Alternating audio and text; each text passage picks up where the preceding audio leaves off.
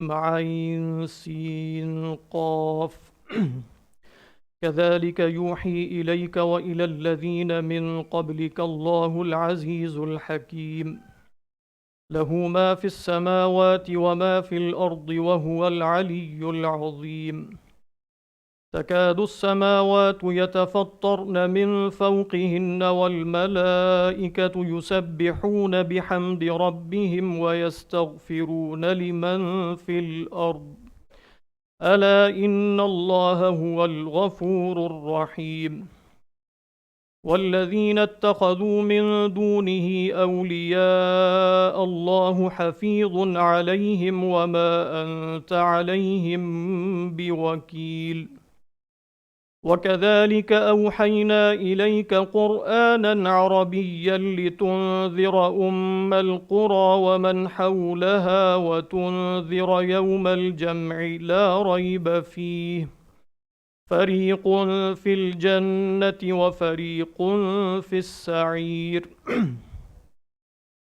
ولو شاء الله لجعلهم أمة واحدة ولكن يدخل من يشاء في رحمته والظالمون ما لهم من ولي ولا نصير أم اتخذوا من دونه أولياء فالله هو الولي وهو يحيي الموتى وهو على كل شيء قدير صدق الله العظيم رب اشرح لي صدري ويسر لي أمري واحلل عقدة من لساني يفقه قولي اللهم ألهمنا رشدنا وأعذنا من شرور أنفسنا اللهم انفعنا بما علمتنا وعلمنا ما ينفعنا وزدنا علما اللهم صل على سيدنا محمد وعلى آل سيدنا محمد وبارک وسلم آمین یا رب العالمین۔ حضرات، پچھلی نشست میں ہم نے سورۃ الشورى کے مطالعے کا اللہ کے فضل سے آغاز کیا اور سورہ شورى کے حوالے سے کچھ تمہیدی باتیں بھی عرض کی گئیں، اور یہ بتانا شاید رہ گیا کہ سورہ شورى جو ہے وہ کل کی کل مکی صورت ہے، اور اس کے زمانہ نزول کے حوالے سے اس کا تعین ذرا مشکل ہے۔ مولانا مودودی علیہ الرحمہ نے بھی تفہیم القرآن میں اسی طرح لکھا کہ کوئی ایسی روایت نہیں ملتی کہ جس سے ہم طے کر سکیں کہ اس کا زمانہ نزول کیا ہے، لیکن بہرحال بعض روایات کے اعتبار سے ابن عاشور علیہ الرحمہ نے کچھ اندازہ اس طرح قائم کیا کہ یہ تقریباً سن 7 نبوی میں یہ صورت یعنی مکی زمانے میں نازل ہو رہی ہے، اور اس کا جو موضوع ہے وہ بھی عرض کیا جا چکا کہ اس میں اصول دین کا بیان ہے، یعنی ان امور کا بیان کہ جو تمام شرائع میں اور انبیاء علیہم السلام کی دعوتوں میں متفق رہے ہیں، اور وہ امور یہ ہیں کہ اللہ سبحانہ و تعالیٰ پر ایمان رکھا جائے،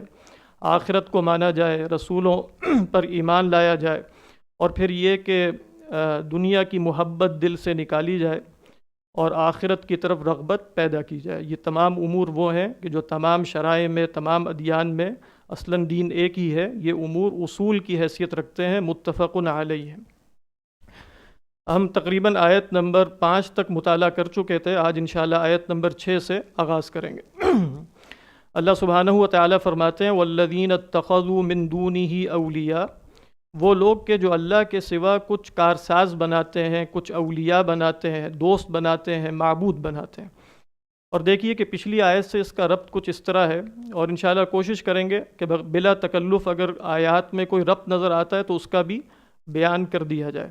اور عموماً ہمارے علماء کا طریقہ یہ رہا ہے کہ وہ آیات میں تو ربط بیان کر دیا کرتے تھے، لیکن اس سے بڑھ کر کچھ کوشش نہیں کیا کرتے تھے، سوائے 1-2 حضرات کے۔ ہماری تاریخ میں ایسا رجحان نہیں ملتا کہ پوری صورت کا ایک مرکزی موضوع قرار دیا جائے اور پھر تمام آیات کا ربط اس مرکزی موضوع سے جوڑ کر دکھایا جائے۔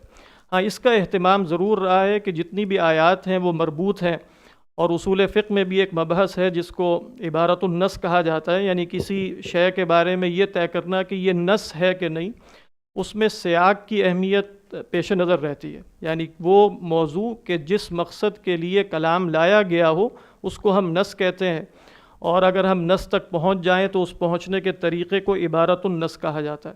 تو اس لحاظ سے سیاق کی بہت اہمیت ہے کہ ہم یہ طے کر سکیں کہ اللہ سبحانہ و تعالیٰ کے کلام کی مراد اصلاً کیا ہے اور تبعاً کیا ہے۔ اصلاً مراد وہ ہوتی ہے جس مقصد کے لیے کلام لایا گیا، اور یہ مقصد بغیر سیاق کی تعیین کے طے نہیں ہوتا۔ تو لہذا یہاں بھی ہم پچھلی آیت سے جو بظاہر ایک ربط ہے جو بعض علماء نے بیان کیا وہ یہ ہے کہ اللہ تعالیٰ نے فرشتوں کا ذکر کیا کہ فرشتے کیا کر رہے ہیں، یستغفرون لمن فی الارض، اللہ زمین میں جو لوگ ہیں اللہ سے ان کے لیے دعا مانگ رہے ہیں، اور اسی طریقے پر اللہ سبحانہ و تعالیٰ کی تسبیح کر رہے ہیں، حمد کر رہے ہیں۔ تو یہ تو ان لوگوں کا ذکر کر دیا گیا جو ملائے اعلیٰ ہیں، جو حضیرت القدس میں موجود ہیں۔ پھر اللہ تعالیٰ زمین پر ان کے جو بالکل برعکس لوگ موجود ہیں، یعنی ایک طرف فرشتے ہیں تو دوسری طرف کچھ ایسے لوگ ہیں جو اللہ کے سوا کچھ اولیاء بنا لیتے، تو فرمایا کہ ایسے بھی ہیں والذین اتخذوا من دونہ اولیاء۔ اور آپ جانتے ہوں گے یہ جو لفظ ولی ہے اس کے بارے میں علماء یہ کہتے ہیں کہ اس کے اندر جو معنی ہے وہ قربت کا ہوتا ہے، یعنی واو لام یا کا جو مادہ ہے اس سے جتنے بھی الفاظ آتے ہیں ان کے اندر جو کامن میننگ ہے، جو مشترک معنی ہے وہ قربت کا ہے، کسی کا قریب ہونا۔ اور یہ بات بھی ذہن میں رکھیے گا، یہ جو مشترک معنی ہوتا ہے یہ کہیں بیان نہیں ہوتا کہ ہم جا کر دیکھ سکیں کہ بھئی فلاں صاحب لغت نے بیان کیا ہو، یہ استقراء کے نتیجے میں برآمد ہوتا ہے۔ اہل عرب کے ہاں بھی، یا جو بدو تھے یا جو نیٹو وہاں کے سپیکرز تھے، ان کے ہاں بھی کوئی اوریجنل معنی کا تصور نہیں تھا۔ یہ نہیں تھا کہ بھئی کلام میں یا واو لام یا کے مادے میں یہ بنیادی معنی ہے اور اس کے بعد ہم اس بنیادی معنی سے تمام معانی کو جوڑ کے دکھا دیں گے، بلکہ طریقہ یہ ہوتا تھا بعد میں آنے والے اہل لغت کا، مفسرین کا، کہ وہ اہل عرب کے استعمالات جو کلام کے ہیں اس کے استقراء کے نتیجے میں کوئی بنیادی معنی تلاش کر لیا کرتے تھے۔ تو بہرحال جن لوگوں نے بنیادی معنی تلاش کیا وہ یہ کہتے ہیں کہ ولی کے اندر جو مفہوم ہے وہ قربت کا ہے، تو جو قریب ہوگا وہی دوست ہے، وہی محبوب ہے، اور وہی معبود بھی ہونا چاہیے۔ یعنی معبود ہونے کا تقاضا بھی یہ ہے کہ دل میں سب سے قریب وہی ہو، محبوب بھی وہی ہو، اور جو محبوب ہوگا، قریب ہوگا، معبود ہوگا، وہی ناصر بھی ہوگا، مددگار بھی ہوگا، حاجت روا بھی ہوگا، قاضی الحاجات بھی ہوگا۔ تو یہ تمام معنی اس کے اندر پیدا ہو جاتے ہیں، اور یہاں مفہوم اصل میں کارساز قرار دینے کا یا معبود بنانے کا ہے کہ وہ لوگ جنہوں نے اللہ کے سوا کچھ معبود بنا لیے ہیں۔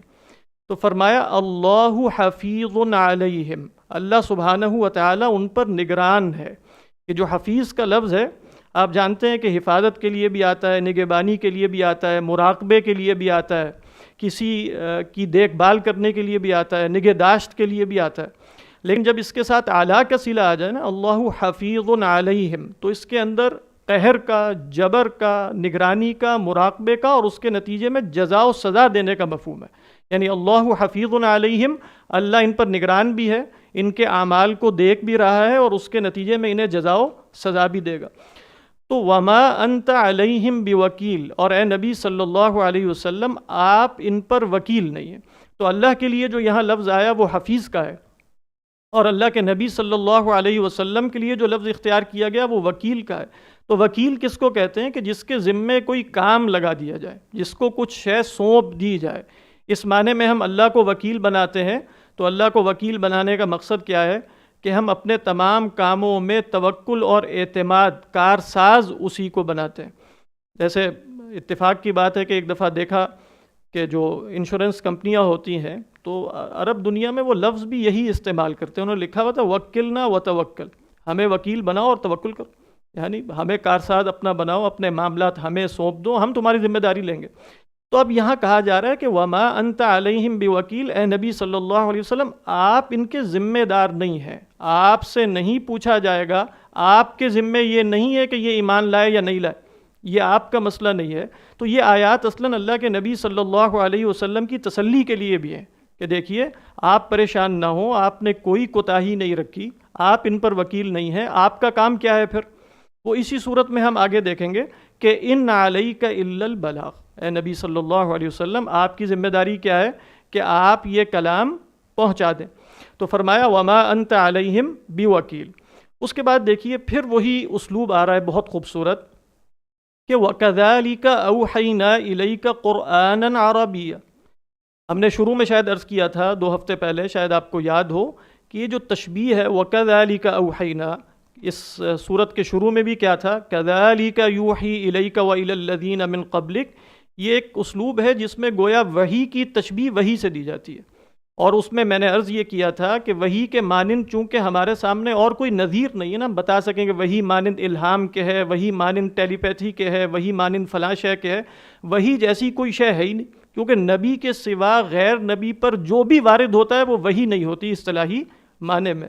تو اللہ تعالیٰ فرما رہے ہیں جس طرح ہم نے پرانے انبیاء علیہم السلام کی طرف وحی بھیجی، آپ کی طرف وحی بھیجی، اسی طریقے پر ہم وحی بھیجتے ہیں آپ کی طرف بھی۔ وَكَذَلِكَ أَوْحَيْنَا إِلَيْكَ قُرْآنًا عَرَبِيًّا، اسی طرح ہم نے آپ پر قرآن عربی اتار دیا۔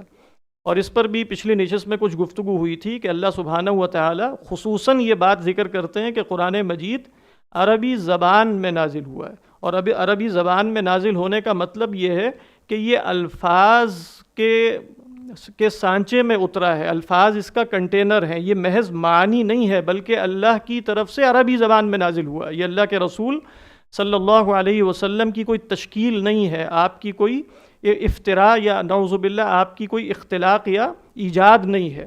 تو فرمایا کہ وَكَذَلِكَ أَوْحَيْنَا إِلَيْكَ قُرْآنًا عَرَبِيًّا، اور یہ بھی عرض کر دیا گیا تھا کہ اس کلام کو سمجھنے کے لیے بھی عربی زبان ہی درکار ہے۔ لِتُنذِرَ أُمَّ الْقُرَىٰ، تاکہ اے نبی صلی اللہ علیہ وسلم آپ ام القریٰ کو ڈرا دیجئے۔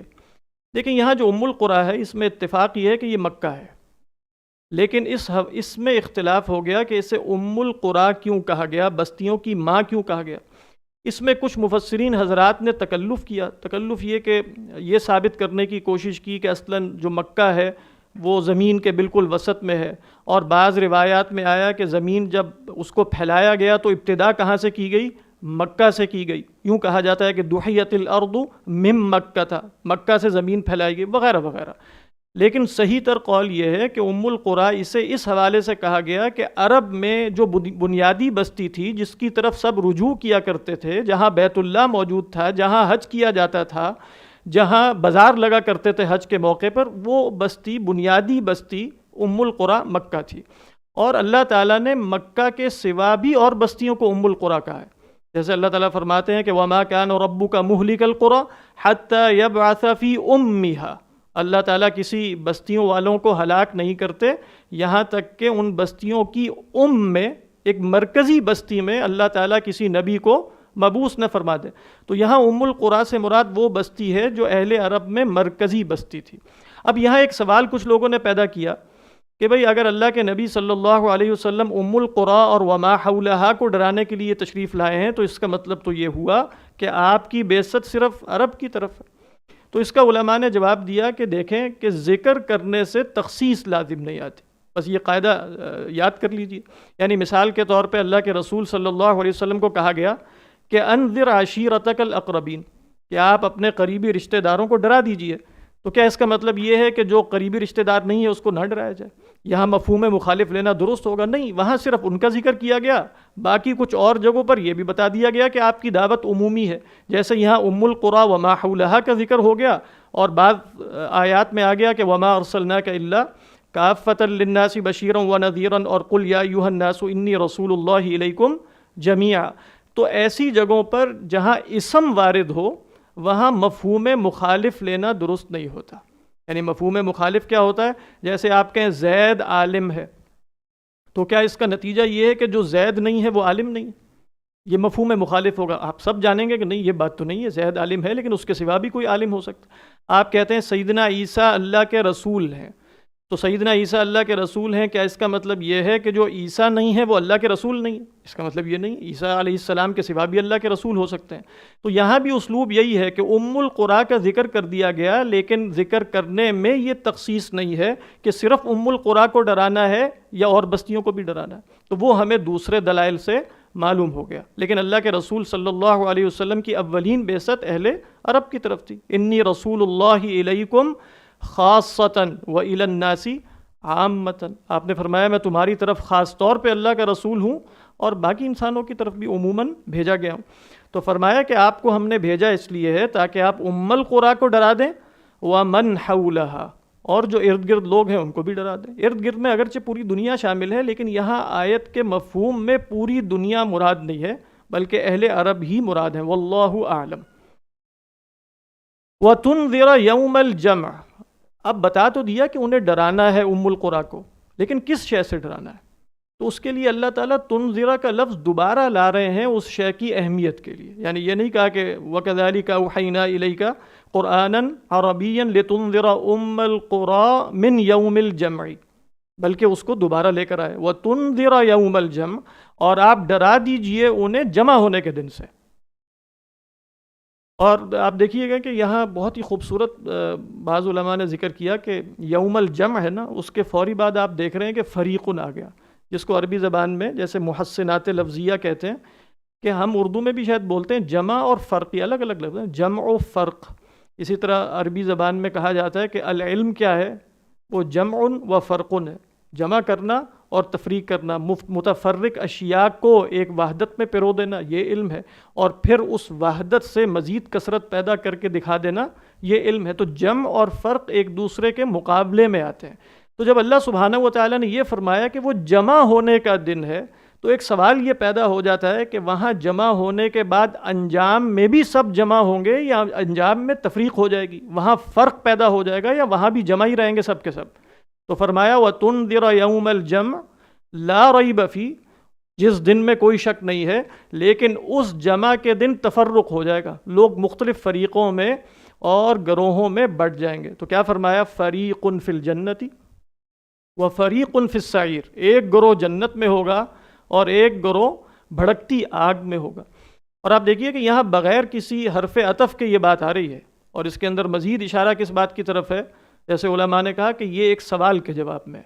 یعنی جب اللہ نے فرما دیا وَتُنذِرَ يَوْمَ الْجَمْعِ لَا رَيْبَ فِيهِ، اور یہاں ہو گیا وقف، تو اب سب سننے والوں کے ذہنوں میں یہ سوال پیدا ہوگا کہ اس جمع کے دن ہوگا کیا، لوگوں کا انجام کیا ہوگا، لوگ جائیں گے کدھر، جمع کے بعد صدر کیا ہوگا. یعنی جب لوگ جمع ہوتے ہیں تو جمع ہو جاتے ہیں، پھر نکلتے ہیں وہ مجلس چھوڑ کے، تو کوئی ادھر جاتا ہے کوئی ادھر جاتا ہے، اس کو کیا کہتے ہیں صدر عربی زبان میں. تو جمع کے بعد صدر کیا ہے، اللہ فرما رہے ہیں فریقٌ فی الجنتی، ایک فریق جنت میں ہوگا، وَفَرِيقٌ فِي السَّعِيرِ، اور ایک گروہ جو ہے وہ دوزخ میں جائے گا.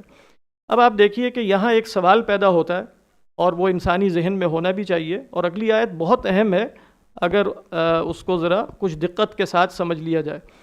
وہ سوال یہ پیدا ہوتا ہے کہ یہ تفریق کیوں کر دی گئی، یعنی انسانوں کو پیدا کیا گیا، انسانوں کو مختلف گروہوں میں تقسیم کر دیا گیا، کوئی مومن ہے کوئی کافر ہے، کوئی جنت میں جا رہا ہے کوئی دوزخ میں جا رہا ہے. ایسا نہیں ہو سکتا تھا کہ ان سب کا انجام ایک ہی ہو جاتا، سب جنت میں چلے جاتے، سب نجات پا جاتے، سب کو سعادت مل جاتی، سب کامیاب ہو جاتے. یہ سوال پیدا ہوتا ہے اور ایک فطری سا سوال ہے.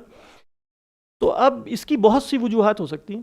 ایک وجہ یہ بھی ہو سکتی ہے کہ اللہ تعالیٰ فرمائے کہ دیکھو نعوذ باللہ یہ میرے اختیار میں نہیں تھا، یعنی میں ایسا نہیں کر سکتا تھا، ایسا ہی ہونا تھا. لوگوں کو پیدا کیا جائے گا تو کچھ نے جنت میں جانا ہے، کچھ نے دوزخ میں جانا ہے، کچھ مومن ہوں گے کچھ کافر ہوں گے، کچھ کالے ہوں گے کچھ گورے ہوں گے. جس طرح جسمانی تفریق ہے، اوصاف میں تفریق ہے، اسی طریقے پر جو عقائد ہیں اور ایمان ہے، اختلاف کی دنیا رہے گی. اسی لیے اللہ نے پیدا کیا، جیسے وَلَوْ شَاءَ رَبُّكَ لَجَعَلَ النَّاسَ أُمَّةً وَاحِدَةً وَلَا يَزَالُونَ مُخْتَلِفِينَ. بعض لوگوں نے اس کا جواب اس طرح دیا کہ نہیں بھئی یہ چیزوں کی ماہیتیں ہی ایسی ہیں، یعنی ہونا ہی ایسا تھا. یعنی اللہ سبحانہ و تعالیٰ پیدا تو فرماتے ہیں، اور پیدا اپنی مشیت سے فرماتے ہیں، چاہے پیدا کریں یا پیدا نہ کریں، لیکن پیدا جس شے کو فرماتے ہیں، جس شے کو وجود دیتے ہیں، وہ ماہیت بہرحال پہلے سے موجود ہے. وہ جو ماہیت ہے، وہ جوہر ہے، اس کے اپنے اپنے تقاضے ہیں. تو لہذا جو آپ کہیں کہ معدن لے کر پیدا ہوا سونے کا، وہ سونا بنے گا، جو چاندی ہے وہ چاندی بنے گی، جو پیتل ہے وہ پیتل بنے گا. تو لوگوں میں جو یہ تقسیم ہے یہ ان کے اپنے اپنے فطری اقتضاءات کے مطابق ہیں، اور جو ان کے جواہر تھے اور جو ان کی ماہیتیں تھیں وہ فرق تھیں، اور اس میں اللہ کی قدرت کا کوئی عمل دخل نہیں ہے. یعنی یہ ہو سکتا ہے کہ اللہ تعالیٰ یہ فرمائیں کہ دیکھو میں چاہتا تو بنا سکتا تھا، لیکن نہ چاہنے میں بہت سے عوامل تھے. اگر ان عوامل میں سے کوئی بھی ایسا عامل ہو، شاید زبان تھوڑی سی مشکل ہونا شروع ہو گئی، خلاصہ یہ ہے کہ اللہ سبحانہ و تعالیٰ فرما رہے ہیں وَلَوْ شَاءَ رَبُّكَ لَجَعَلَ النَّاسَ أُمَّةً وَاحِدَةً. اللہ چاہتا تو لوگوں کو ایک گروہ بنا دیتا. تو پھر پوچھا جائے گا کہ آپ نے کیوں نہیں چاہا ایسا؟ یعنی سوال تو یہی وَلَوْ شَاءَ رَبُّكَ. اب یہ مختلف جوابات ہیں مختلف لوگوں کے کہ نہیں وہ اس طرح نہیں ہو سکتا تھا اور یہ ضروری تھا، اور خدا کی صفات کے ظہور کا تقاضا یہ تھا، ماہیتوں کے ظہور کا تقاضا یہ تھا، وغیرہ وغیرہ مختلف جواب ہے. کیونکہ یہ جو ولو کے ذریعے کلام آتا ہے وہ اس کے بعد شرط ہوتی ہے، وَلَوْ شَاءَ، اگر آپ کا رب چاہتا ہے. ولو کے بعد جو کلام ہے وہ شرط ہے. بعض لوگوں نے خصوصاً جو اللہ سبحانہ و تعالیٰ کی مشیت کو اس طریقے پر نہیں مانتے، انہوں نے یہاں تعویل کی کہ یہ مشیت جو اللہ فرما رہے ہیں نا کہ اگر اللہ تعالیٰ چاہتا تو ایسا ہو جاتا، یہ ہو نہیں سکتا تھا، یہ فی نفسی ہی ناممکن ہے۔ جیسے ہم کہہ دیتے ہیں لو کان فیہما آلہۃ الا اللہ لفسدتا، اگر اللہ کے سوا کوئی الہ ہوتا تو زمین و آسمان کائنات فساد کا شکار ہو جاتی۔ کیا ممکن ہے کہ خدا کے سوا کوئی الہ ہوتا؟ ممکن تو نہیں ہے۔ تو لو کے بعد جو شرط آ رہی ہے وہ ہو سکتا ہے فی نفسی ہی ناممکن ہو۔ اب اگر وہ ناممکن ہے تو اس کو ناممکن بنانے والی شے ہمارے عقیدے کے مطابق خدا کا دوسرا ارادہ اور مشیت ہی ہو سکتی ہے۔ لہذا اس آیت میں آپ دیکھیے اسلوب کیا ہے، وَلَوْ شَاءَ رَبُّكَ لَجَعَلَ النَّاسَ أُمَّةً وَاحِدَةً، اگر آپ کا رب چاہتا تو لوگوں کو ایک امت بنا دیتا۔ پھر کیا فرمایا، وَلَكِنْ، اب یہ استدراک ہے۔ حرف استدراک کا مطلب کیا ہے؟ استدراک کہتے ہیں کہ مخاطب کے ذہن میں یہاں بہت سے تصورات پیدا ہو سکتے تھے کہ پھر ایسا کیوں نہیں ہوا جیسے ہم سوچ رہے ہیں، بنا دیتے نا، پھر کیوں نہیں کیا آپ نے؟ تو فرمایا وَلَكِنْ، کیوں نہیں ہوا ایسا؟ يُدْخِلُ مَن يَشَاءُ، مشیت ہی کی وجہ سے نہیں ہوا۔ بات واضح ہے کہ نہیں؟ یعنی جو ہوا ہے وہ محض خدا کی مشیت کی وجہ سے ہوا ہے۔ خدا کی مشیت پر کسی قسم کی کوئی قدغن نہیں ہے۔ ہم خدا کو اپنے اوپر قیاس نہیں کر سکتے کہ خدا کو ایسا کر لینا چاہیے تھا۔ یہ جہاں بھی چاہیے کا لفظ آ جاتا ہے وہاں خدا نہیں ہوتا، کیونکہ چاہیے کا مطلب ہے کہ اس کے اوپر کوئی قانون، چاہے وہ اخلاقی قانون ہو، وہ حاکم ہے، تو خدا کو بھی کچھ ایسا کرنا چاہیے تھا۔ بھئی خدا بتاتا ہے کہ کیا ہونا چاہیے تھا اور کیا نہیں ہونا چاہیے، کیا کرنا چاہیے اور کیا نہیں کرنا چاہیے۔ خدا کو نہیں بتایا جاتا کہ کیا کرنا چاہیے اور کیا نہیں کرنا چاہیے۔ تو پھر ایسا کیوں نہیں ہوا؟ ایک ہی وجہ رہ جاتی ہے، وہ محض یہ ہے کہ یہ ارادہ واقع اس لیے نہیں ہوا کہ اللہ ہی نے ارادہ یہ کیا کہ ایسا نہ ہو۔ یہی جواب بنتا ہے نا۔ تو کیا فرمایا، وَلَكِنْ، تو لیکن کے ذریعے ان تمام تصورات کا استدراک ہو گیا کہ تمہارے تصورات درست نہیں ہے۔ ہوا کیا ہے اصلاً، وَلَكِنْ يُدْخِلُ مَن يَشَاءُ، وہی مشیت۔ مشیت کے مقابلے میں کیا ہے؟ مشیت کے مقابلے میں یعنی خدا کے ارادے کے مقابلے میں کوئی اور شے نہیں آتی۔ خدا کے ارادے کو یعنی روح پذیر ہونے سے روکنے والی شے سوائے ارادے کے کچھ نہیں ہے، اور وہ خدا ہی کا ارادہ ہے۔ تو ایسا ہوا اس لیے نہیں کہ وَلَكِنْ يُدْخِلُ مَن يَشَاءُ فِي رَحْمَتِهِ، وہ اپنی رحمت میں جسے چاہے داخل کرے، جسے چاہے داخل کرے۔ تو آپ دیکھیں یہاں ایک خاص طریقے پر تقدیر کا بیان ہے، اور اگر آپ اس آیت پر غور کرتے چلے جائیں اور ولیکن کے ذریعے اور اس کے بعد مشیت کے مقابلے میں مشیت، تو بہت سے حقائق جو ہیں وہ انسان پر روشن ہوتے چلے جاتے ہیں، اور اللہ سبحانہ و تعالیٰ کی عظمت کا ایک تصور ذہن میں آتا ہے کہ دیکھو خدا وہ نہیں ہے جو تم، یعنی ایسا نہیں ہونا چاہیے کہ اپنے سائز کی ایک قمیص ہم سی لیں اور اس کے بعد وہ قمیص خدا کو پہنا دیں، نعوذ باللہ، اور ہم یہ سمجھیں کہ وہ اس کو بھی فٹ آ جانی چاہیے۔ تو ہمارے ہاں تصورات اسی قسم کے ہیں۔ تو خدا کے ارادے کو اپنے ارادے پر قیاس نہیں کرنا چاہیے۔ جو کچھ ہو رہا ہے وہ خدا کے ارادے کے تحت اور مشیت کے تحت، اور خدا کا ارادہ اور مشیت وہ ہے جس پر کوئی شے اثر انداز نہیں ہوتی۔ لہٰذا اللہ نے ایسا کیوں نہیں کیا؟ اس لیے کہ وہ اپنی رحمت میں جس کو چاہے داخل کر۔ وَلَكِنْ يُدْخِلُ مَن يَشَاءُ فِي رَحْمَتِهِ۔ اور اب دیکھیے کہ اس کا جو مقابل آنا چاہیے تھا وہ کیا تھا، یعنی رحمت میں داخل کرے جس کو چاہے اور جس کو چاہے غضب میں داخل کرے۔ وَيُدْخِلُ مَن يَشَاءُ فِي غَضَبِهِ، اس طرح نہیں کہا، کیونکہ اس طرح کہہ دیا جاتا تو پھر کچھ اور تصورات پیدا ہو جانے تھے جو مناسب نہیں تھے، گویا انسان سے بالکل ہی ارادے کی نفی ہو جاتی۔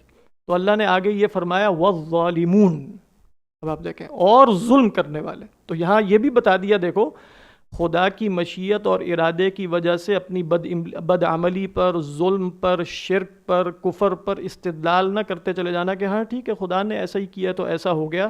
دیکھو خدا کے ارادے کی حقیقت تم کیا جانو، لیکن تمہیں تو معلوم ہے نا کہ اختیار دیا گیا ہے تمہیں تو معلوم ہے نا کہ تم اپنے آزاد اختیار سے، مرضی سے کوئی گناہ کرتے ہو، ظلم کرتے ہو، کفر کرتے ہو، شرک کرتے ہو، تو اس ظلم اور کفر کی نسبت خدا کی طرف نہ کرتے چلے جانا، بلکہ والظالمون، تو اسلوب بدل دیا اس تصور کو درست کرنے کے لیے۔ اور وہ اسلوب کیا تھا کہ بھئی مقابل میں غضب میں داخل کرنے کا ذکر آنا چاہیے تھا مشیت کے ساتھ، لیکن وہ بیان نہیں کیا۔ تو کیا فرمایا، وَلَكِنْ دیکھو مسئلہ یہ ہے یدخل من یشاء فی رحمتی، جسے چاہے وہ رحمت میں داخل کرے، والظالمون، اور جو ظلم کرنے والے ہیں۔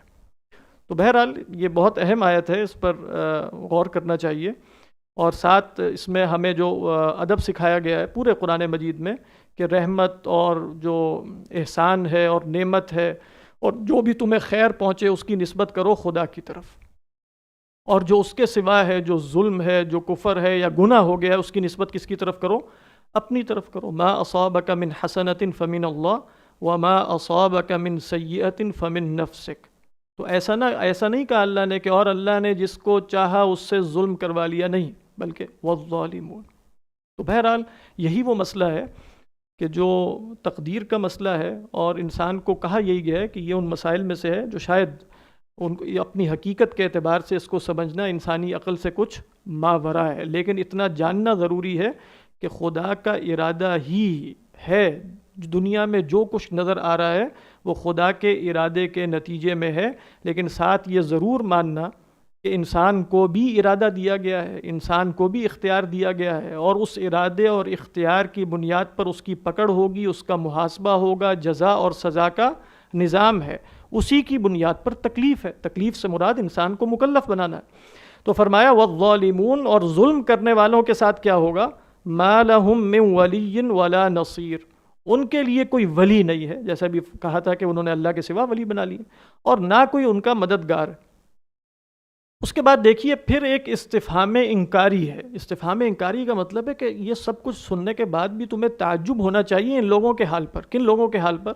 ام اتخذوا من دونہ اولیاء، کیا انہوں نے اللہ کے سوا واقعی کچھ اولیاء بنائے ہوئے ہیں؟ یعنی یہ سب کچھ سننے کے بعد اور جاننے کے بعد کہ کائنات میں محض اسی کی مشیت ہے، پھر بھی اللہ کے سوا معبود بناتے ہیں، محبوب بناتے ہیں، کارساز بناتے ہیں۔ پھر آپ یہاں دیکھیے کہ اس ظلم کی نسبت کس کی طرف کی گئی؟ ان کی طرف کی گئی۔ تو فرمایا ام اتخذوا من دونہ اولیاء، تو حقیقت یہ ہے کہ فاللہ هو الولی۔ لیکن یہ فا جو ہے نا، اس پر بھی علماء کے کلام ہوا کہ یہ فا کہاں سے آ گیا، یعنی پیچھے کوئی شرط نہیں ہے، کوئی شرط کا مفہوم نہیں ہے، تو پیچھے ہمیں کچھ معذوف ماننا پڑے گا۔ یعنی دیکھو یہ اللہ کے سوا کچھ ولی بناتے ہیں، تو دیکھو جو بھی کسی ولی کو بنانے کا ارادہ رکھتا ہے اسے سن لینا چاہیے۔ جو بھی کسی کو معبود بناتا ہے، جو بھی کسی کو محبوب بناتا ہے، جو بھی کسی کو کارساز بناتا ہے، جو بھی اپنے دل کے قریب کرتا ہے کسی کو، تو اسے یہ سن لینا چاہیے کہ اللہ هو الولی۔ حقیقت نفس الامری میں اللہ کے سوا کسی ولی کا کوئی وجود نہیں، فاللہ هو الولی۔ تو یہ سارا جو مفہوم ہے یہ اس فا سے یہاں پیدا ہو گیا، فاللہ هو الولی۔ اور فرمایا کہ اس کے ولی ہونا اور اس کے کارساز ہونے کی ایک بڑی دلیل کیا ہے؟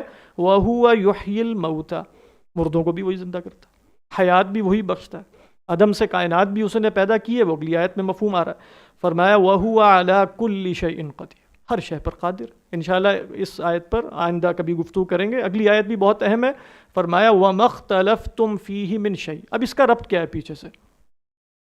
دیکھیے اس کا ربط یہ ہے کہ جب اللہ نے یہ فرما دیا کہ اللہ تعالیٰ چاہتا تو ایک امت بنا دیتا، نہیں بنایا، اب اللہ کی یہ مشیت نہیں ہے۔ اللہ نے اختلاف کو دنیا میں برقرار رکھا، وَلَوْ شَاءَ رَبُّكَ لَجَعَلَ النَّاسَ أُمَّةً وَاحِدَةً، لیکن وَلَا يَزَالُونَ مُخْتَلِفِينَ، لوگ اختلاف تو کرتے رہیں گے۔ اور فرمایا کہ وَلِذَلِكَ خَلَقَهُمْ إِلَّا مَن رَحِمَ رَبُّكَ وَلِذَلِكَ خَلَقَهُمْ۔ ایک تفسیر سلف سے یہ بھی ثابت ہے کہ اختلاف رکھنے ہی کے لیے تو انہیں پیدا کیا۔ تو اب جب یہ اختلاف رہے گا تو پھر سوال پیدا ہوتا ہے، اللہ اس اختلاف سے نکلنے کی راہ آپ نے کوئی بتائی ہے؟ کیا آپ نے ہمیں کچھ دلائل دیے ہیں، کچھ رستہ ہمارے لیے متعین کیا ہے جس پر چل کر ہم جان سکیں کہ حقیقت کیا ہے؟ تو اللہ تعالیٰ فرماتے ہیں ہاں اختلاف تو ہوگا، جب ایک امت نہیں ہے تو اختلاف ہوگا، جب اختلاف ہوگا تو اختلاف کو رفع کیسا کیا جائے گا اور حق تک کیسے پہنچیں گے؟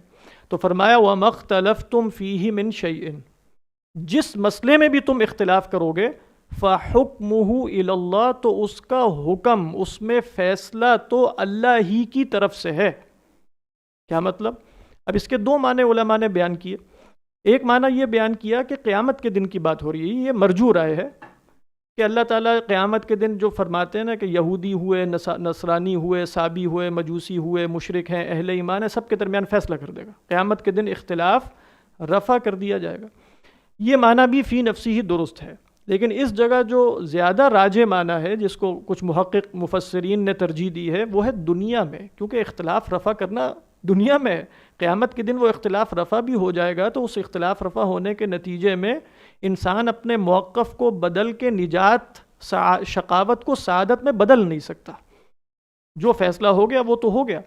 ہمیں تو دنیا میں حاجت ہے نا کہ یہ جو اختلاف ہے آراء میں بھی، نظریات میں بھی، ادیان میں بھی، فلسفوں میں بھی جو بھی اختلاف ہے اس کو حل کیسے کریں گے؟ فَحُکْمُهُ إِلَى اللَّهِ۔ اس کا معنی یہ ہوا کہ اللہ تعالیٰ نے دنیا میں ایسے دلائل نصب کر دیے ہیں اپنے رسولوں کے ذریعے بھی، اور اللہ تعالیٰ نے جو انسان کو فطرت عطا کر دی ہے جس کے نتیجے میں انسان حق بات تک پہنچ سکتا ہے۔ وَمَا اخْتَلَفْتُمْ فِيهِ مِنْ شَيْءٍ، تو ہم نے تمہیں بے یار و مددگار نہیں چھوڑا، اگرچہ مشیت یہی ہے کہ اختلاف رہے، لیکن اس اختلاف میں انسان مکلف اسی وقت بن سکے گا اگر اللہ کی طرف سے حق بات کے بیان کا انتظام ہو، اور اگر یہ انتظام نہ ہو تو انسان مکلف نہیں ہے۔ تو فرمایا فَحُکْمُهُ إِلَى اللَّهِ، تو اللہ تعالیٰ کے ذمے ہے، اللہ نے اپنے ذمے خود لے لیا ہے کہ وہ اس کا حکم، اس کا بیان فرما دے۔ تو حضرت تھانوی نے جیسے یہاں لکھا کہ دنیا میں دلائل کے ذریعے، آخرت میں فیصلے کے ذریعے، آخرت میں بھی ہوگا لیکن اس سے پہلے کہاں ہوگا؟ اس سے پہلے دنیا میں ہوگا۔ تبھی انسان مکلف ہے کہ وہ حق کو پہچانے اور حق کے سامنے سر تسلیم خم کرے۔ اگر حق اور باطل میں تفریق کے کوئی اصول موجود نہیں ہے تو پھر انسان کس بنیاد پہ اس کو حق کہے، کس بنیاد پہ اس کو باطل کہے؟ تو اللہ تعالیٰ نے کسی بھی زمانے میں انسان کو بے یار و مددگار نہیں چھوڑا۔ فَحُکْمُهُ إِلَى اللَّهِ، تو لہذا جو ایسا خدا ہے اسی پر توکل ہونا چاہیے۔ فرمایا کہ ذَلِكُمُ اللَّهُ رَبِّي، ابھی تک جس خدا کا تعارف کروایا گیا یہ میرا رب ہے۔ ذَلِكُمُ اللَّهُ رَبِّي عَلَيْهِ تَوَكَّلْتُ، اور جب وہ رب ہے میرا اور توحید ربوبیت اور توحید الوہیت کا تقاضا کیا ہوا کہ اسی پر میرا توکل بھی ہوگا۔ علیہ توکل، تو ابھی جو لفظ وکیل آیا تھا وہی لفظ توکل کا ہے۔ توکل کا مطلب ہوتا ہے کسی کو وکیل بنا کر اس پر اعتماد کرنا شروع کر دینا۔ ایک ہوتا ہے توکیل، توکیل ہے وکیل بنانا، توکل ہے وکیل پر اعتماد کرنا۔ تو اللہ سبحانہ و تعالیٰ ہی کارساز ہیں، وہی ولی ہیں، وہی رب ہیں، وہی معبود ہیں، تو توکل بھی میرا انہی پر، علیہ توکل۔ اور اس بات میں بھی میرا توکل اللہ پر ہے کہ اللہ تعالیٰ مجھے حق راہ دکھائیں گے، کیونکہ وَمَا اخْتَلَفْتُمْ فِيهِ مِنْ شَيْءٍ فَحُكْمُهُ إِلَى اللَّهِ۔ تو ذَلِكُمُ اللَّهُ رَبِّي عَلَيْهِ تَوَكَّلْتُ، اور پھر دیکھیے فرمایا وَإِلَيْهِ أُنِيبُ۔ ترجمہ عموماً یہی کیا جاتا ہے اور بالکل درست، جیسے کہ اسی کی طرف میں رجوع کرتا ہوں، لیکن آپ جانتے ہیں کہ رجوع کا لفظ بھی عربی میں ہے، عربی کا ہی لفظ ہے۔ توبہ کا لفظ بھی عربی ہی کا لفظ ہے، اس کا معنی بھی رجوع کرنا ہے۔ انابت بھی عربی ہی کا لفظ ہے، اس کا معنی بھی رجوع کرنا ہے۔ لیکن انابت کے اندر ایک مفہوم کیا ہے؟ بار بار پلٹنے کا۔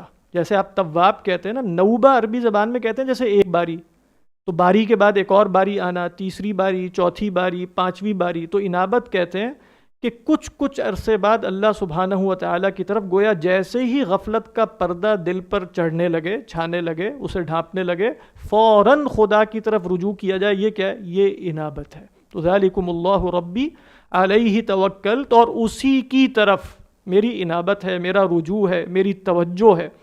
اور آپ دیکھ رہے ہیں کہ یہاں جو جار مجرور ہے نا، علیہ توکلت و الیہ، پہلے آ گیا دونوں۔ اس سے کیا مفہوم پیدا ہوا؟ حصر کا، کہ صرف اسی پر میرا توکل ہے، صرف اسی کی طرف میری انابت ہے۔ اب دیکھیے اس کے بعد فرمایا کہ فاطر السماوات والارض۔ یہاں علماء نے کہا کہ یہ سب آگے جتنی بھی چیزیں آ رہی ہیں نا، یہ اخبار ہیں، یعنی اللہ پہلے وَهُوَ عَلَى كُلِّ شَيْءٍ قدیر، ہوا آیا تھا نا، ہوا عَلَى كُلِّ شَيْءٍ قدیر، وہ پہلی خبر تھی۔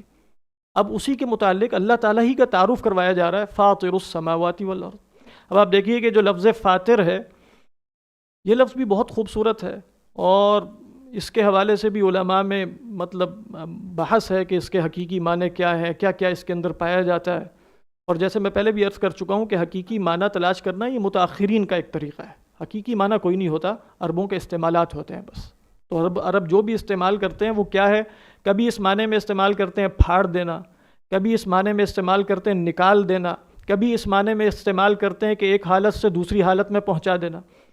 اور یہاں حضرت عبداللہ ابن عباس کی وہ روایت بہت مشہور ہے جو آپ نے سنی بھی ہوگی، کہ وہ بھی فرماتے ہیں اب صحابہ میں تکلف بالکل نہیں تھا، یعنی وہ ہماری طرح کوئی الفاظ میں بھی اگرچہ ان کے ہاں جو دقت تھی وہ تو ہم جانتے ہی ہیں، لیکن تکلف نہیں کرتے تھے۔ حضرت ابو بکر سے پوچھ لیا گیا، ممبر پہ کھڑے ہیں کہ بھئی اب کا لفظ بتا دو، وہ کہتے ہیں مجھے تو نہیں پتہ، اور بڑے آرام سے اعتراف کر لیتے ہیں، ایو سماء تضلنی و ایو ارض تقلنی ان قلت فی کتاب اللہ ما لا اعلم۔ سیدنا عمر بھی ایسے ہی کہتے تھے نہیں پتہ، لفظ پوچھا جاتا تھا، قرآن مجید میں وارد ہوا، کہتے نہیں پتہ۔ اسی طرح عبداللہ ابن عباس کہتے ہیں مجھے بھی نہیں پتہ یہ فاطر کا لفظ کیا ہے، ما کنت عارف معنی الفاطر، میں فاطر کا معنی نہیں جانتا تھا، حتی رأیت اعرابیین، دو اعرابی تھے، دو بدو تھے جن کو میں نے جھگڑتے دیکھا، یتخاصمان، جھگڑ رہے تھے، فی بئر، ایک کنویں کے بارے میں، یقول احدہما انا فطرتہ ویقول الاخر انا فطرتہ، ایک کہتا تھا میں نے اس کو پھاڑا ہے یعنی فطرتہ، دوسرا کہتا تھا میں نے اسے پھاڑا ہے۔ تو کہتے ہیں مجھے پتہ چلا کہ گویا پھاڑ کر کسی شے کو باہر نکال لینا یہ کیا ہے، یہ فطر ہے۔ تو اس معنی میں جیسے علماء یہ کہتے ہیں، اب یہ عدم کا کوئی پردہ ہوتا تو نہیں ہے ویسے کہ آپ کہیں کہ عدم کا پردہ ہے جو لگا ہے اس کو پھاڑ کے کچھ نکال لینا، لیکن یہ ایک مجازی معنی ہے کہ عدم کا گویا ایک پردہ ہے، عدم کی ایک چادر تنی ہوئی ہے، جس کو کئی دفعہ علماء استعمال کرتے ہیں، غیاہب العدم، عدم کے کچھ اندھیرے ہیں ان کو چاک کر کے کسی شے کو نور وجود عطا کر دینا، وہ کیا ہے، یہ فاطر ہے۔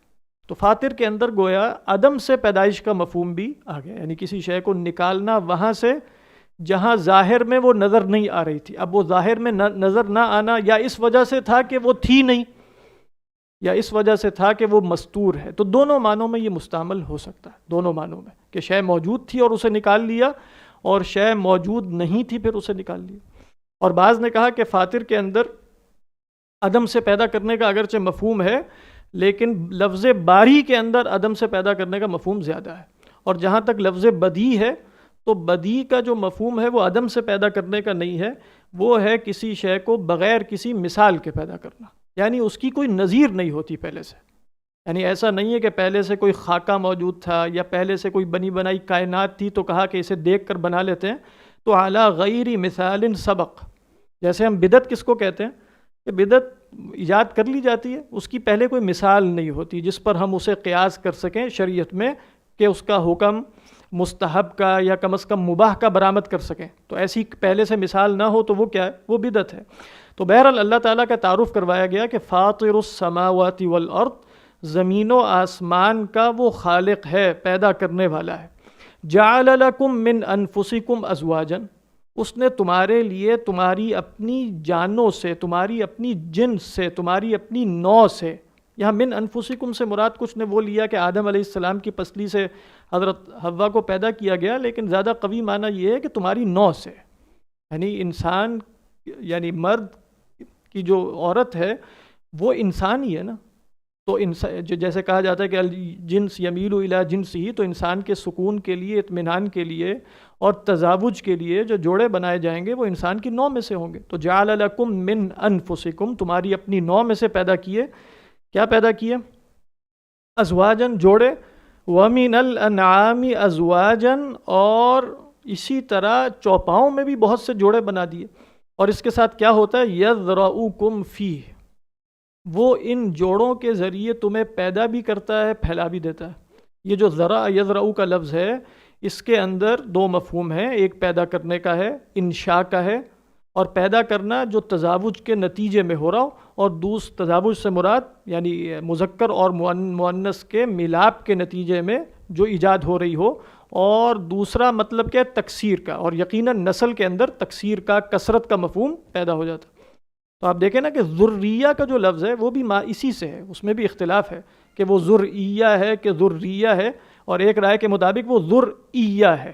تو ذریہ اگر آپ اس کو کہیں گے تو وہ ذرا سے ہے، تو ذرا کا مطلب ذریت پیدا کرنا، اور ذریت میں کیا ہے، تزاوج ہے وہی، اور ساتھ کثرت ہے۔ تو یذرؤکم فیہ، اور یہاں فی کا جو لفظ ہے وہ بھی بہت خوبصورت ہے، گویا یہ جو تزاوج کا نظام ہے یہ ایک ظرف ہے، اس کے اندر تمہیں رکھ کر پیدا بھی کیا جا رہا ہے، اور تمہاری نوع کی تکثیر بھی ہو رہی ہے، کثرت بھی ہو رہی ہے۔ یذرؤکم فیہ، بات ہے، اور اس کے اندر بھی بہت علماء نے تفصیلاً گفتگو کی ہوئی ہے جو ہم یہاں نہیں کریں گے، اور کہ یہ فی کا لفظ اس طریقے پر کیوں آیا، یعنی بسبب با کا لفظ نہیں آیا کیونکہ سبب جو ہے وہ با کے لیے، لیکن یہاں لفظ کیا ہے، یذرؤکم فیہ، تو اس کے پھر علماء نے کلام عرب میں بہت سے نظائر بیان کیے اور اس کے اندر ایک الگ حسن ہے، الگ خوبصورتی ہے، لیکن مجھے اس وقت بیان کرنے کا اتنا ماحول وہ نظر نہیں آ رہا۔ تو آگے چلتے ہیں۔ لیس کمثلہ شیء، اللہ کے مانند کوئی نہیں ہے، اللہ سبحانہ و تعالیٰ کے مانند کوئی نہیں ہے۔ آپ دیکھیے اللہ تعالیٰ کا تعارف یا اللہ کی ذات کا ہوگا یا صفات کا ہوگا یا افعال کا ہوگا۔ اب آپ دیکھیں گے یہ جو تھوڑی چند آیات ہیں اس میں ذات، صفات اور افعال تینوں بیان کر دیے گئے۔ جہاں تک اللہ سبحانہ و تعالیٰ کے افعال کا بیان تھا، ابھی ہم پڑھ رہے تھے فاطر السماوات والارض جعل لکم، یہ سب کیا ہے؟ اللہ کے افعال ہیں نا۔ اللہ نے پیدا کیا، اللہ نے تمہیں جوڑوں کی شکل میں بنایا، اللہ تعالیٰ ان جوڑوں کے ذریعے تمہاری تکثیر کرتے ہیں، تمہاری نوع میں کثرت پیدا کرتے ہیں۔ وَبَثَّ مِنْهُمَا رِجَالًا كَثِيرًا وَنِسَاءً۔ تو اب سوال یہ تھا کہ اللہ کے افعال کا بیان ہو گیا جو اللہ کی صفات پر دال ہیں یعنی دلیل ہیں، اور آگے اللہ کی صفت کا بیان بھی آئے گا، وَهُوَ السَّمِيعُ الْبَصِيرُ۔ ذات کا تعارف بھی کروا دیا جائے تو یہی تین تعارف ہو سکتے ہیں، یا ذات یا صفات یا افعال۔ تو افعال بتا دیے، ذات کیا ہے اللہ کی؟ تو کہا کہ لیس کمثلہ شیء، اس کا تعارف نہیں کروایا جا سکتا، اس کی حقیقت کا بیان نہیں ہو سکتا۔ اس کی وجہ یہ ہے کہ اس کے مانند کوئی ہے ہی نہیں۔ کیسے تمہیں بتایا جائے؟ تم تو نظیر اور شبیہ اور مثال سے سمجھتے ہو، اور اس کی کوئی مثال ہی نہیں ہے، اس کے مانند ہی کوئی نہیں ہے، اس کا کوئی مثل ہی نہیں ہے۔ لہذا خدا کی ذات کے بارے میں تو بس اتنا جانو کہ وہ ہے، اور جو تمہارے تخیل و ادراک میں آتا ہے وہ خدا نہیں ہوتا، وہ تمہاری چشم تخیل اسے دیکھ نہیں سکتی، تمہاری عقل کی پرواز وہاں تک نہیں ہے۔ لیس کمثلہ شیء، اس کے مانند کوئی نہیں ہے۔ تو خدا کے بارے میں بس یہی جانو، اور یہ کیا ہے؟ یہ تسبیح ہے۔ خدا کی ذات کے بارے میں یہ جانو کہ لیس کمثلہ شیء۔ اب یہ بھی ایک اہم جگہ ہے کہ جس میں جو بیان کی محتاج ہے اپنی لغت کے اعتبار سے بھی، کیونکہ یہاں ایک مبحث یہ تھا کہ لیس کمثلہ شیء۔ اب یہ مبحث یہاں یہ ہے کہ یہ کاف اور مثل یہ دو اضافی لگ رہے ہیں، یعنی کہنا یہ چاہیے کہ لیس کا ذاتی ہی شیء، لیس کا نفسی ہی شیء۔ یہاں کیا کہا؟ لیس کا مثلہ۔ تو بہرحال میں عرض کر دیتا ہوں، کچھ علماء نے یہاں کچھ تفنن پیدا کیا اور وہ اتنا مناسب نہیں لگتا، اگرچہ وہ امام زمخشری علیہ الرحمہ کی رائے ہے، وہ بھی میں عرض کر دیتا ہوں کہ انہوں نے کہا کہ اصل میں یہاں مثل کا اثبات کیا گیا ہے، اور مثل کا اثبات کر کے اس کی نفی کی گئی ہے جو ابلغ ہوتی ہے، جس میں زیادہ مبالغہ بھی ہے اور بلیغ بھی ہے۔ وہ کیسے؟ یعنی گویا کہا گیا کہ لیس کا مثلہ شیء، تو مثل کا لفظ کیا ہے؟ مانند کے، اللہ کے مثل جیسا کوئی نہیں ہے۔ تو گویا اس سے کیا ہوا کہ مثل کا تو اثبات ہو گیا، یعنی خدا کا ایک مثل ہے اور اس مثل جیسا کوئی بھی نہیں ہے، لیکن اس سے نفی کس کی ہو گئی؟ اس مثل کی بھی ہو گئی۔ وہ کیسے نفی ہوئی؟ جب یہ کہہ دیا کہ خدا کے مثل جیسا کوئی نہیں ہے، تو اگر خدا اپنے مثل جیسا ہوا تو اس کے مثل جیسا تو کوئی ہے۔ بات واضح ہو رہی ہے کہ نہیں؟ لہذا جب یہ کہا کہ خدا کے مثل جیسا کوئی نہیں ہے تو مبالغہ یہ پیدا ہوا کہ اس کا تو مثل ہی کوئی نہیں ہے، کیونکہ اگر اس کے مثل جیسا کوئی ہوتا تو وہ خدا ہی ہوگا، کیونکہ وہ خدا کا مثل ہے، تو پھر اس مثل کا مثل ہو گیا، اور وہ کیا ہے؟ خدا ہے، اور خدا کا بھی مثل ہو گیا وہ مثل۔ لیکن جب خدا کے مثل جیسا کوئی مثل ہی نہیں ہے تو پھر خدا کا مثل بھی نہ ہوا۔ بات واضح ہو رہی ہے کہ نہیں؟ لیس کمثلہ شیء، اللہ کے تو اب مبالغہ کیا پیدا ہوا کہ پہلے مثل کا اثبات کیا اور پھر وہ اثبات ایسا ہوا کہ جس کے نتیجے میں مثل کی خود بخود نفی ہو گئی۔ لیس کمثلہ شیء، بات واضح۔ بعض نے کہا کہ مثل یہاں زائد ہے اور اصل میں ہے لیس کا ہوا، اصل میں کیا ہے؟ لیس کا ہوا شیء، اس جیسا کوئی بھی نہیں ہے۔ تو یہاں پھر ایک اور مبحث پیدا ہو گیا علماء کے اندر کہ بھئی مثل جو ہے نا وہ اسم ہے، زائد اشیاء جو ہے نا وہ حروف آتی ہیں، اسم نہیں آتا۔ تو یہاں یہ کہنا بڑا مشکل ہے کہ لیس کمثلہ شیء، کہ مثل کو آپ ذات کہہ لیں۔ تیسرا معنی علماء نے یہ بیان کیا کہ لیس کمثلہ، مثل عربی زبان میں ذات اور صفت کے لیے بھی آتا ہے، جیسے کہتے ہیں مثلی لا یفعل شیء، اس کا مطلب یہ نہیں ہوتا کہ میرا مثل نہیں کرتا، میں نہیں کرتا۔ ہم اردو میں بھی کہتے ہیں کہ فلاں، پتہ نہیں اردو میں اس طرح بولتے ہیں کہ میرے جیسا آدمی نہیں، میرا جیسا نہیں بولتے، لیکن عربی میں ہم بولتے ہیں مثلی لا یفعل۔ کہا جائے نا آپ یہ کام کیوں نہیں کرتے، آپ کہیں گے مثلی لا یفعل، تو مثل کون سا؟ مراد ہے میں خود نہیں کرتا۔ اسی طرح مثل اور مثل عربی زبان میں صفت کے لیے بھی آ جاتا ہے، اور قرآن مجید میں بھی یہ مستعمل۔ فرمایا مثل الجنت التی وعد المتقون۔ اب مثل الجنہ سے مراد اس جنت کی مثال نہیں ہے بلکہ صفت ہے، اس جنت کی صفت کیا ہے؟ فیہا انہار الی آخر الآیہ۔ تو ایک رائے یہ بنی لیس کمثلہ ای لیس کذاتہ او لیس کصفتہ شیء۔ اور جو محقق بات ہے آخر میں خلاصہ میں عرض کر دیتا ہوں، وہ صرف یہ ہے کہ تشبیہ کا آپ اصول سمجھیں۔ جب آپ نے تشبیہ دینی ہوتی ہے تو جتنے ادوات تشبیہ کے آپ بڑھاتے چلے جاتے ہیں، تشبیہ کم سے کم ہوتی چلی جاتی ہے۔ مثلا میں کہوں کہ زید چاند ہے، زید کیا ہے؟ زید چاند ہے۔ میں کہوں زید چاند جیسا ہے، زید چاند کے مانند ہے، پہلی تشبیہ زیادہ قوی تھی یا دوسری تشبیہ زیادہ قوی؟ یعنی زید چاند ہے یا زید کا چہرہ چاند ہے یا زید کا چہرہ چاند کے مانند ہے، ان دونوں میں قوی تشبیہ کون سی ہے؟ کیا خیال ہے آپ لوگوں کا؟ پہلی والی تشبیہ زیادہ قوی ہے۔ جیسے ہی آپ ادوات کیا ہے؟ وہ حروف کے جو تشبیہ کے لیے استعمال ہوتے ہیں وہ بڑھاتے چلے جائیں گے، تشبیہ کی قوت کم ہوتی چلی جائے گی۔ اچھا نفی میں کیا ہے؟ نفی میں جب آپ یہ ادوات، یہ حروف بڑھاتے چلے جائیں گے، تشبیہ کی نفی میں مبالغہ پیدا ہوتا چلا جائے گا۔ یعنی اگر آپ نے کہنا ہو زید کا چہرہ چاند نہیں ہے، ٹھیک، زید کا چہرہ چاند جیسا نہیں ہے، دونوں میں نفی میں مبالغہ کس میں زیادہ ہے؟ جس میں نے کہا کہ زید کا چہرہ چاند نہیں ہے یا زید کا چہرہ چاند جیسا نہیں ہے، دوسرے میں مبالغہ نفی میں زیادہ ہے۔ وہاں پہلے کیا تھا؟ تشبیہ میں ضعف پیدا ہوتا چلا جاتا تھا، اور ادھر کیا ہو رہا ہے؟ تشبیہ میں قوت پیدا ہوتی چلی گئی۔ تو اب مثل بھی ادات تشبیہ ہے۔ ادات تشبیہ کا مطلب ہے وہ اسم یا حرف جو تشبیہ کے لیے استعمال ہوتا ہے، اور کاف بھی اسی لیے آتا ہے، یعنی کاف بھی اور مثل بھی۔ تو جب دونوں کو جمع کر دیا تو نفی، تشبیہ کی نفی میں ایک مبالغہ اور غایت درجے کی نفی پیدا ہو گئی۔ لیس کمثلہ شیء، اس کے مانند کوئی بھی نہیں ہے۔ وہ میں نے پہلے عرض کیا تھا کہ اس کے مانند جیسا کوئی نہیں ہے، وہ اس میں بھی نفی ہو جاتی ہے مانند کی، کیونکہ اس کے مانند جیسا کوئی نہیں ہے، تو مانند کا مانند ہوگا تو وہ خود ہے وہ، لہذا مانند کے مانند جیسا جب کوئی نہیں ہے تو مانند بھی نہیں، وہ بھی ٹھیک ہے۔ لیکن وہ ایک اور طریقے پر تھی نفی، جس میں ہم نے مثل کو کس معنی میں لیا؟ مثل کو اپنے حقیقی مثل ہی کے معنی میں لیا تھا، لیس کمثلہ، اس میں بھی مبالغہ تھا۔ یہاں ہم کہہ رہے ہیں کہ نہیں، یہ محض ادات تشبیہ ہے۔ تو یہاں ہم کیا کہہ رہے ہیں؟ لیس کمثلہ شیء، کہ دو ادات تشبیہ جمع ہو گئے، کاف اور مثل، ان دونوں کے جمع ہونے کی وجہ سے تشبیہ کی نفی میں جو قوت پیدا ہوئی وہ محض یہ کہنے میں نہیں تھی کہ لیس کذاتہ شیء، بات واضح، بلکہ لیس کمثلہ شیء۔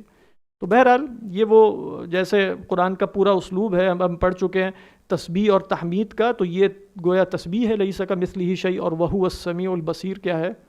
یہ اللہ کی حمد کا بیان ہے کہ دیکھو اس میں صفات تم نے ماننی ہے، لیکن صفات اس قید کے ساتھ ماننا کہ لیس کمثلہ شیء، کیونکہ ہوتا یہ ہے کہ خدا کی معرفت، جیسے امام غزالی علیہ الرحمہ نے فرمایا کہ مطلب انسان جتنا اپنے آپ کو جانتا ہے اور اپنی صفات میں گہرائی پیدا کرتا ہے، اصلاً اتنا ہی خدا کو جان رہا ہوتا ہے، کیونکہ خدا کی صفات کو اپنی صفات پر قیاس کرتا ہے اصلاً، لیکن ساتھ اگر وہ یہ قید بس یاد رکھے نا کہ لیس کمثلہ شیء، کہ دیکھو ٹھیک ہے جو کچھ بھی ہے، یہاں تک کہ ہم خدا کی صفات کو بھی جب جانتے ہیں تو اپنی حقیقت کے ساتھ نہیں جانتے، کیونکہ ایک محدود ادراک میں وہ لامحدود نہیں آ سکتا، وہ خدا ہی کیا جو دماغ میں سما گیا تو وہ خدا ہی نہیں ہے۔ تو خدا جو اس کائنات کا خالق و مالک ہے، جو یقیناً اس کائنات جیسا نہیں ہے نعوذ باللہ، نہ وہ زمان میں ہے نہ مکان میں ہے۔ اب زمان میں نہ ہونا، مکان میں نہ ہونا کہاں سمجھ میں آتا ہے ہمیں؟ کیونکہ ہمارا دماغ تو ٹائم اینڈ اسپیس کے اندر بند ہی ہے، بالکل اسی میں ہی سوچتا ہے، اسی میں تشبیہات پیدا کرتا ہے۔ تو اگر ٹائم اینڈ اسپیس میں ہی خدا ہوتا تو اس کے مثل تو پھر جو مکانی اور زمانی اشیاء ہیں اس کے مثل ہوتی۔ تو اب ہمیں نہیں بتایا جا سکتا، اس لیے کہ اس کے مثل نہ زمان ہے، نہ مکان ہے، نہ زمانیات ہیں، نہ مکانیات ہیں، تو اس کے مانند تو کوئی ہے ہی نہیں۔ تو اللہ کی صفات کا اقرار کرنا ہے، لیکن تنزیہ کے ساتھ اور تشبیہ کی نفی کر کے، یہ نہ سمجھ لینا۔ اور یہ محکم آیت ہے، علماء نے کہا کہ یہ آیت اس اعتبار سے محکم ہے کہ قرآن مجید میں کچھ متشابہ مقامات ہیں، ان کی تفسیر اس محکم کی روشنی میں کی جائے گی۔ یعنی ایسا نہیں ہوگا کہ مثال کے طور پہ قرآن میں آ جائے کہ اللہ سبحانہ و تعالیٰ عرش پر مستوی ہیں، تو عرش پر مستوی ہونے کو ہم اس آیت کی روشنی میں سمجھیں گے، الٹ نہیں کریں گے۔ تو ہم کہیں گے ہاں وہ عرش پر مستوی ہے، لیکن ہمارے ہاں عرش پر مستوی ہونے کے جو بھی تصورات ہیں، اس میں بیٹھنا ہے، اس میں براجمان ہونا ہے، اس میں استقرار ہے، یہ سب معنی ہم نفی کر دیں گے۔ کیوں نفی کر دیں گے؟ اس لیے کہ ایک محکم آیت ہمارے سامنے موجود ہے، لیس کمثلہ شیء، اس کے مانند کوئی ہے ہی نہیں، تو لہذا اس کے استوا میں بھی کوئی مانند نہیں ہے، کسی بھی شے میں اس کے مانند، نہ ذات میں، نہ صفات میں، نہ افعال میں۔ اور دیکھیے کہ جو تشبیہ کے 3 درجات ہیں نا، اور وہ کیا ہے؟ یعنی سب سے کم درجہ یہ ہے کہ اللہ کے افعال کے مانند اپنے افعال کو سمجھ لیا جائے، یہ بھی نہیں، جائز نہیں ہے، لیکن بہرحال یہ عموماً ہمارے اندر اس طرح کہ اللہ نے پیدا کیا تو خلق کیا تو کیا ہوگا کسی طریقے پر، کوئی میٹر ہوگا یا اس طرح۔ اور عموماً آپ دیکھیں کہ جو افعال ہوتے ہیں نا، ہمارے افعال میں کیا ہوتا ہے کہ ہمارا ایک مفعول ہوتا ہے جو ہم نے بنایا ہوتا ہے، ایک میرا فعل ہوتا ہے اور ایک میں ہوتا ہوں۔ فعل سے کیا مراد ہے؟ مثلاً اب یہ میرا مفعول اس وقت گلاس کا اٹھانا ہے اور میں ہوں فاعل، لیکن درمیان میں ایک پروسیس ہے، میرا ہاتھ کا بڑھنا، اس کو پکڑنا اور پھر اٹھا لینا، یہ کیا ہے؟ اس کو کیا کہا جاتا ہے؟ یہ فعل ہے۔ تو فعل کا خارج میں بھی ایک وجود ہوتا ہے۔ اللہ سبحانہ و تعالیٰ کا فعل کسی فعل کے مانند نہیں ہے، خارج میں یہ جو پروسیس وجود میں آیا تھا نا، اس کو عربی میں معالجہ کہتے ہیں، آپ کسی کتاب میں پڑھیں تو یہ کیا ہے؟ یہ معالجہ ہے۔ تو کہا جاتا ہے خدا معالجے کے بغیر فعل کرتا ہے، اس لیے خدا کا فعل اس کا مفعول ہی ہوتا ہے بس۔ یعنی خدا کی خلق کیا ہے؟ خدا نے خلق کیا تو وہ اس کی مخلوق ہے بس، اور کچھ بھی نہیں ہے۔ ایسا کچھ بھی نہیں ہوا کہ اس نے بھی کچھ کوشش کی، محنت کی، آگے بڑھ کے چیزیں جمع کی، یہ کیا، آپس میں جوڑا وغیرہ، یہ سب تصورات انسانی ہیں۔ وہاں بس خدا ہے، فاعل ہے اور فعل ہے، اور جو فعل ہے وہ کیا ہے؟ وہ اس کا مفعول ہے، جو اس کی مخلوق ہے، اس کے سوا کچھ بھی نہیں۔ تو افعال میں بھی تشبیہ کی نفی ہے۔ پھر اس کے بعد مرتبہ ہے صفات کا، صفات میں بھی تشبیہ کی نفی ہے۔ اور اس کے بعد مرتبہ ہے ذات کا، کہ جہاں گویا تخیل اور ادراک بالکل ہی جواب دے جاتے ہیں، وہاں بھی تشبیہ کی نفی ہے۔ اور ان 3 مراتب میں تشبیہ کی نفی ہو جائے گی تو لیس کمثلہ شیء کا مفہوم گویا کہ ایک کامل طریقے پر ادا ہو جائے گا۔ تو فرمایا کہ لیس کمثلہ شیء، اس کے مانند کوئی ہے ہی نہیں، وَهُوَ السَّمِيعُ الْبَصِيرُ۔ اب صفات کا بیان بھی آ گیا، تو گویا تینوں حیثیتوں میں خدا کا تعارف کروا دیا گیا۔ ذات میں اس کے مانند کوئی نہیں، فعل اس کا کیا ہے؟ خلق، فعل اس کا کیا ہے؟ خلق۔ اور آپ دیکھیے اللہ کے جتنے بھی افعال ہیں، اللہ سبحانہ و تعالیٰ کے، اگر ان کو ایک لفظ دیا جائے تو وہ خلق ہے۔ لہذا چاہے وہ رزق دینا ہو، چاہے وہ زندہ کرنا ہو، مارنا ہو، اٹھانا ہو، گرانا ہو، جو کچھ بھی ہو، وہ سب کیا ہے؟ خلق ہے۔ تو اللہ سبحانہ و تعالیٰ خالق ہے۔ اللہ سبحانہ و تعالیٰ یعنی اپنے افعال میں خالق ہے، اپنی ذات میں اس کے مانند کوئی نہیں ہے، اور اپنی صفات میں علم و قدرت کی تمام صفات رکھتا ہے۔ تو قدرت کا بیان ہم پہلے پڑھ چکے، وَهُوَ عَلَى كُلِّ شَيْءٍ قدیر، اور یہاں علم کا بیان آ گیا، وَهُوَ السَّمِيعُ الْبَصِيرُ۔ اور اللہ سبحانہ و تعالیٰ سننے والے بھی ہیں اور بصیر بھی ہیں۔ انشاءاللہ ان صفات پر کسی آئندہ موقع پر ذکر کیا جائے گا، بس ہم یہ رکوع مکمل کر لیں۔ تو فرمایا کہ لَهُ مَقَالِيدُ السَّمَاوَاتِ وَالْأَرْضِ، زمین و آسمان، یہ جو مقالید ہے، جیسے فارسی کا لفظ اقلید، اقلید جو ہے اقلیدس جیسے بولتے ہیں، اور اس طرح جو بھی ہے، بہرحال بعض نے کہا کہ یہ معرب ہے، یعنی فارسی سے آ گیا ہے۔ تو اقلید لفظ کیا ہے؟ کنجی کے معنی میں، مفتاح کے معنی میں استعمال ہوتا ہے۔